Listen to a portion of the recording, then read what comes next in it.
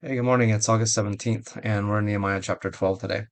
And I think it's interesting that when we come to Nehemiah, we find a lot of things that are descriptive of things that they did, maybe not prescriptive, and yet there are some really good suggestions about things that we can do within this book. And one of those things that caught my attention today that I think I would do well to put into practice in my life, something that doesn't come naturally to me, is celebrations, joyful celebrations, as it says here, to really bring glory to God for what He has done. So Nehemiah 12:27 says this: At the dedication of the wall of Jerusalem, the Levites were sought out from where they lived and were brought to Jerusalem to celebrate joyfully the dedication with songs of thanksgiving and with the music of cymbals, harps, and lyres. A couple of things that catch my attention right away there.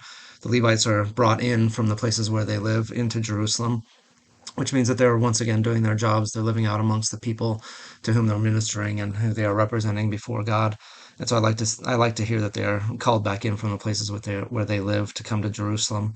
There's something about gathering together and celebrating together that is pleasing to the Lord, and I think something that I could do better at understanding that the value of that.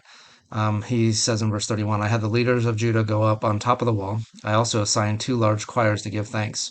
One was to proceed on the top of the wall to the right toward the dung gate. And so they are walking around the walls that have just been completed and giving thanks as they are physically and vocally giving thanks to the Lord. And I think that's a good way to celebrate what God has done by coming together and making some loud and joyous celebrations before Him.